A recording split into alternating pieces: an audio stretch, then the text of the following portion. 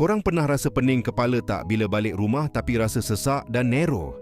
Hari ni saya nak tunjuk satu hartanah yang memang absolute game changer dekat Enstek Timur, Bandar Baru Enstek. View depan rumah ni completely open, tak berhadapan dengan rumah jiran lain, memang privacy habis. Cuba korang tengok tanah kat tepi ni.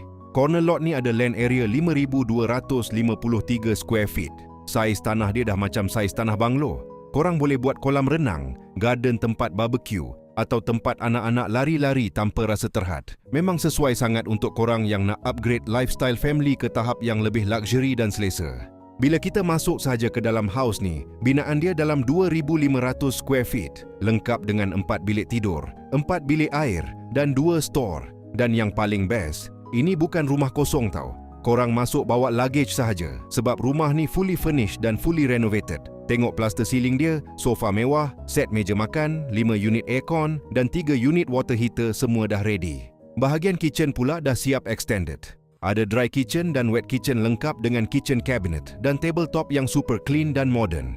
Peti ais, mesin basuh, siap ada drying machine sekali diberi percuma. Memang jimat ratusan ribu ringgit, tak payah pening kepala nak fikir kos renovation atau panggil kontraktor lagi.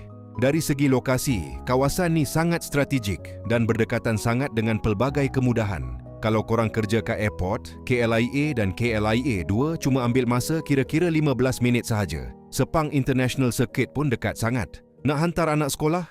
Epsom College, Cempaka International Ladies College dan Sekolah Kebangsaan semua dalam radius beberapa minit sahaja. Pusat perniagaan Uptown Mercato, klinik dan masjid pun dekat sangat. Akses highway terus ke Elite, Max dan Plus. Status tanah adalah freehold bumi lot.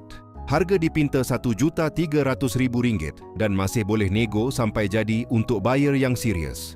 Rumah saiz corner lot tanah gergasi dan fully furnished macam ni memang jarang-jarang ada kat pasaran. Kalau korang nak datang tengok sendiri atau nak private viewing, terus hubungi Bishardi Muhammad Hasbi dari IQI Realty di nombor 016-689-8236. Tekan link dekat bio sekarang sebelum unit ni melepas ke orang lain.